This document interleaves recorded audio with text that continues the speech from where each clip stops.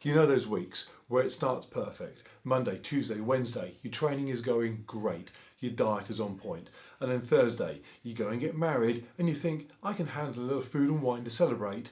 And you can't. Thursday, Friday, Saturday, non-stop junk food binge, culminating in waking up Sunday morning at 6 a.m. with a paddleboard run duathlon to do and feeling like shit. Anyway, those weeks. I hate those weeks.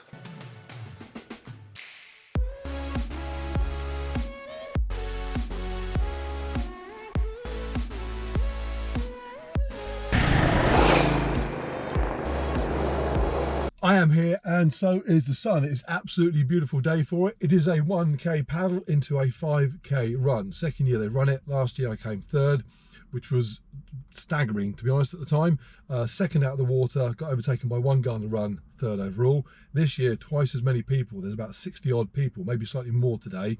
There was only 30 odd at most last year, so more people to compete against, which would be cool. It's a good fun distance because both distances, the paddle and the run, are long enough that you can really damage your time by being rubbish at either one, but equally they're not so long that you can then recover that damage on the second. So you need to be pretty competent at both. As a result, as an okay runner and an okay paddler, I'm going to beat anyone, I hope, who sucks at either event. If you are 5-6 minutes slower than everyone else on the paddle, doesn't matter how good a 5k runner you are, you're probably not going to recoup that time. Not against someone that's also an okay runner. So I'm beating anyone that sucks. I am 50-50 against someone that is also an okay paddler and an okay runner. And anyone that's good at both events, I am toast. In terms of preparation, it's been hard this week. I knew I had the race on. I also knew I was getting married, so I front-loaded all my training. Monday, Tuesday, Wednesday was brutal. Wednesday was the hardest, did a 3-hour bike ride. Desperate to get 100k in 3 hours, blew that, then became desperate to get 99 in 3 hours when I knew that I wasn't going to get the 100, which would give me a 33 kilometer per hour average. Blew that as well, ended up just under 99 kilometers for the 3 hours. And then Thursday before the wedding, I went out and did a brick session, did a mountain bike ride into a run using multi-sport mode, which I'll be using today. Multi-sport mode is my new cool favorite feature on the Garmin. Going to be talking about it later on because it is really clever. How do I feel today?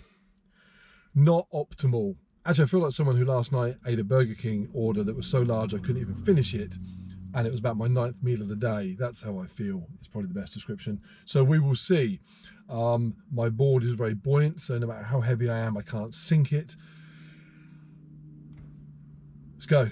Wait for, are we ready? 5, 4, 3, 2, 1, and off you go! Okay, so watching it back with you. So remember, it's a 1k paddle around the lake, a 5k run around the outside of the lake. Normally they start this race with a mass start. They did last year. This year they didn't because of COVID. All races are doing waved starts. So we had 4 waves of 15 racers and then one smaller 5th wave for the people doing it as a relay. Probably a good thing actually, because 60 people plus all starting at once could have been carnage. It would have been like the opening of Saving Private Ryan with more fiberglass. I'm in wave 4, so by the time I go out, there's already 45 odd people out on the water. In fact, as I go out, you can see on the left-hand side, some people are starting to come in who have already finished from the earlier waves. I start slow and wobbly on this thing, and there are 2 reasons. One is that I haven't had enough practice. The longer you stand up on this thing, the easier it becomes. The other reason is that my board is a bit narrower than standard. Most recreational boards that you see people going up and down the river on with their kids and their dog, they're typically way over 30 inches wide. Mine's 29 inches wide. It's also got someone that's 6'6" on top of it, which means the centre of gravity is a long way from the water. Proper paddleboarders will tell you that a 29-inch board is not actually that wide, and they have a point there, but 6'6" is 6'6". That's physics, so they can't argue with that one. Having said all that, a couple of minutes in, I'm starting to feel more relaxed. Basically, like riding a bike, the faster you go, the more stable you feel. The longer you can get the paddle in the water, or the more the paddle's in the water, the better. It's another point of contact to give you some stability. Starting to feel pretty good. Looking ahead, trying to pick my line through the people that I'm catching from the earlier waves, at the same time focusing on the buoys that I have to get around, the marker buoys. It's crazy deceptive how hard this is on your legs. When I did it last year, I jumped off the board at the end of it and thought, I'm going to now fly around the run. And within a few strides, my legs were like, no, you're not. It is really deceptive. You are in a permanent slight crouch, so your quads are under tension the entire time. On top of that, all of your stabilisation muscles that are working to stop you from falling off basically are just going for it in overtime. It's a bit like using a balance board. It's very, very good for stability, it's very good for your core. What it's not great at doing is being a precursor to jump off and go for a run. My 5k PB is currently 19:38, but I've not run a fast one since the beginning of this year, so it's probably closer to 19, low 19s at the moment. My plan today, I got under 22 minutes after the paddling. I was going to be very, very happy indeed. Okay, coming towards the end now, last turn, past that buoy with just pinpoint precision. Last few hundred meters now. At this point, actually, towards the end, I'm waiting to get past, because when I ran this race last year, there was one guy that beat me out of the water, a chap called Maurice, fast on the board, and I didn't catch him on the run. I arrived today and he's there. I thought, oh great, I'm going to get beaten on the water again. He said, no, I'm not paddling today, I'm just running. I'm doing it as a relay with my wife. She's paddling. I thought, that's good. She turns up, Andrea, turns out she's a champion paddleboarder.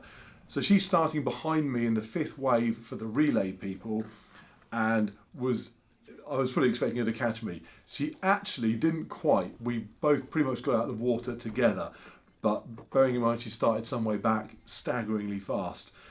And off we go into the run. Maurice at this point is slightly ahead of me. I know he's got a 5k PB that's about similar to mine, and he's on fresh legs, so my plan is just to hold on to him as long as possible.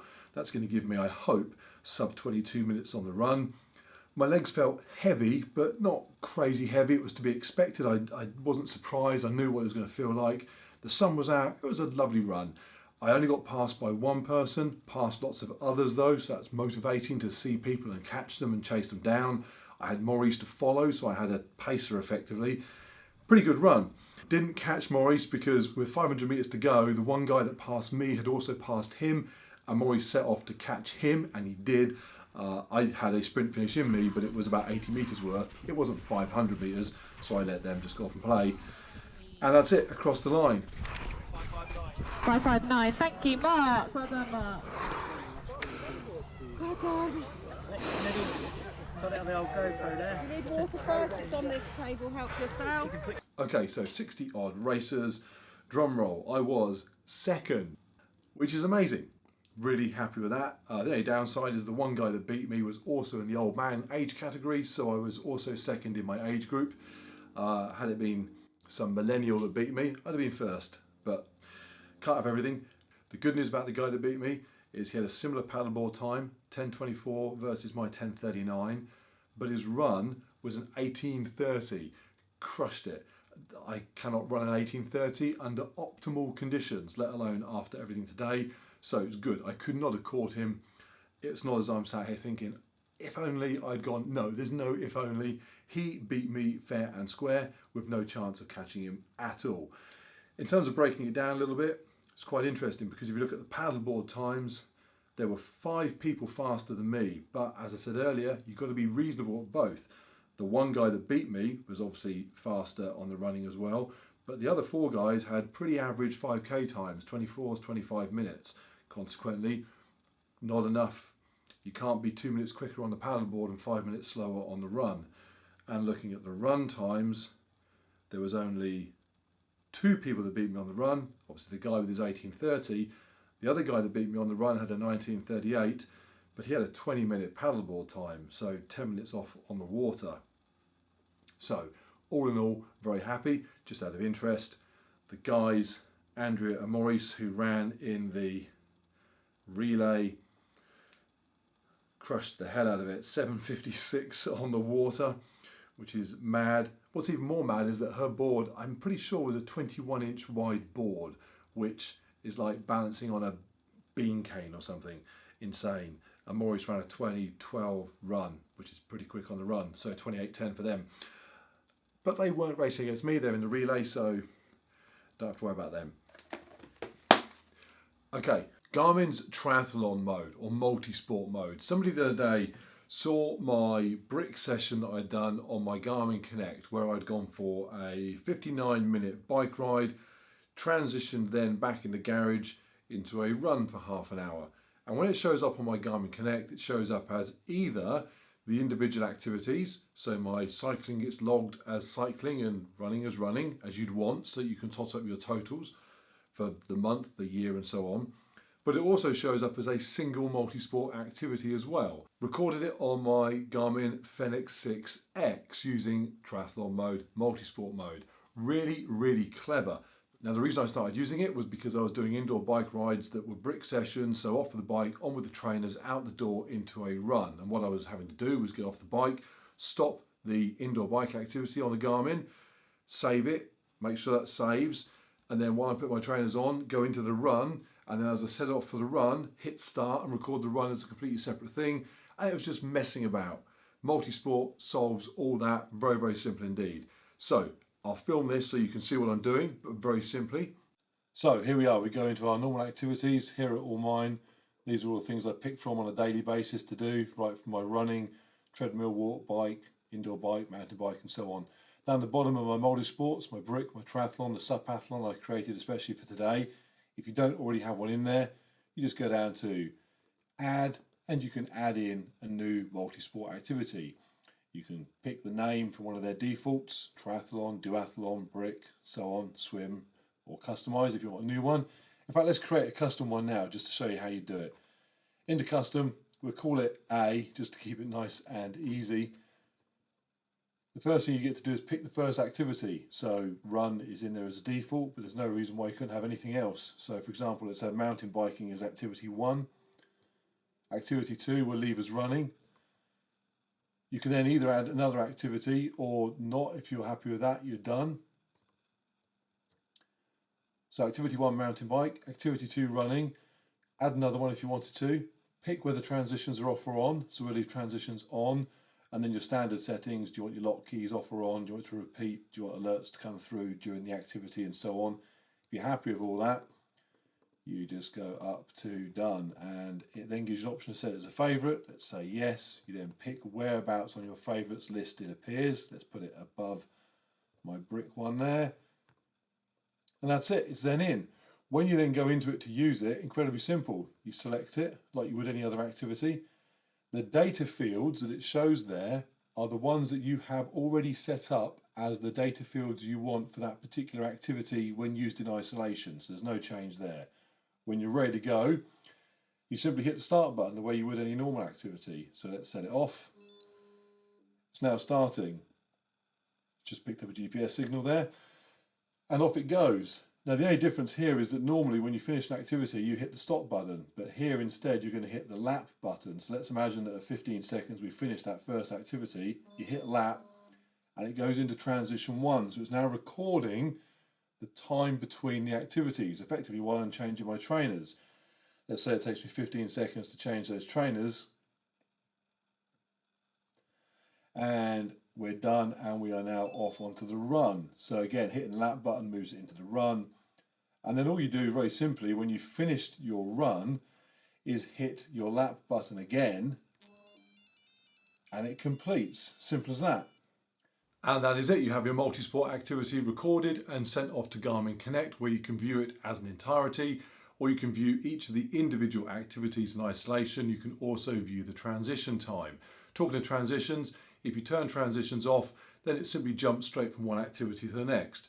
So for example, today on the paddle, my plan was to just get to the shore, drop the board and start the run. So transitions are turned off on the watch, and as soon as I got out of the water, I hit the lap button, it starts recording the run, and off I go. So that is it, super simple. The Garmin Multisport mode or the Garmin Duathlon mode, Triathlon mode, my current new favourite feature on the watch.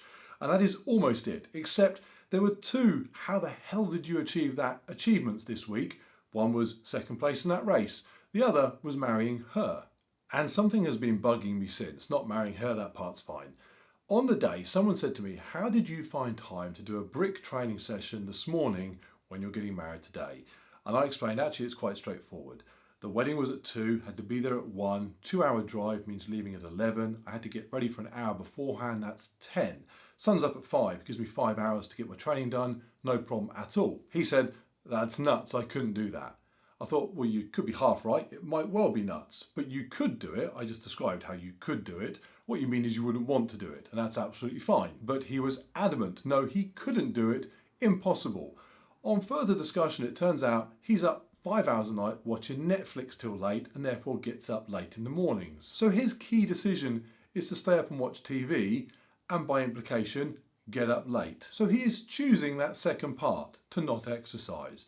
And if he understood it like that, it would be perfectly fine. But he didn't. To him, not getting up on time, not being able to exercise, wasn't a choice at all. It was simply an impossibility. He couldn't do it. And given he thinks that that's simply set in stone, an insurmountable objection to him moving forward with his goal of training, I wonder how much focus he really gives that goal in the first place, given it's simply impossible to ever put in place. And as I'm doing more and more training, more and more Ironman training, I'm hearing it all the time. People telling me, those hours you're doing, I couldn't do that much training. The 3-hour bike rides, I couldn't do that. I couldn't do regular sessions every other, non-stop.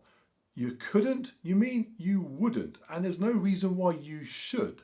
But take ownership of that choice. Every now and again, somebody will say, I don't want to do what you're doing. I hear what you're doing, well done, I wouldn't want to do it. No, well done you for making that decision. Perfectly sensible, you're probably right, it might well be nuts. Here's my point.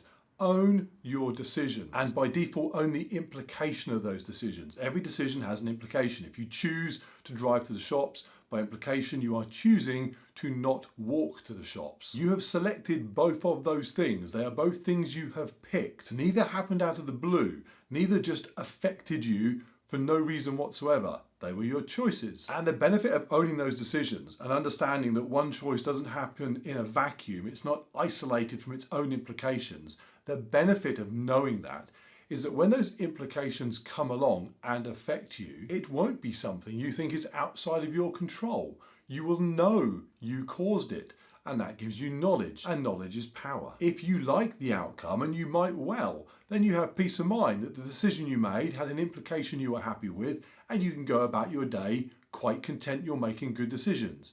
But if you don't like the outcome, and you understand that it is only there because of another decision you made that caused it, you can take that knowledge forward and use it to make better decisions next time. My friend with his Game of Thrones addiction isn't waking up every morning and thinking, oh, I can't go training again, I need to make better decisions, because he doesn't regard that lack of time as anything he had any control over in the first place. He wasn't involved in that decision. It just happened to him. Time management doesn't actually make much sense. We can't manage time. We all have exactly the same amount of time. What you can do is manage the choices you make and consider the implications that follow them. As an example, the night before my wedding, I would have loved to get a couple of extra episodes of Narcos in. Season 3 getting very exciting.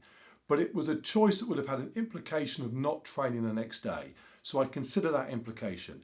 Will I be happy not training? The answer is no. I would rather get the training session done and get married knowing that I'm starting that part of my life the way I mean to go on as someone that puts time into exercise.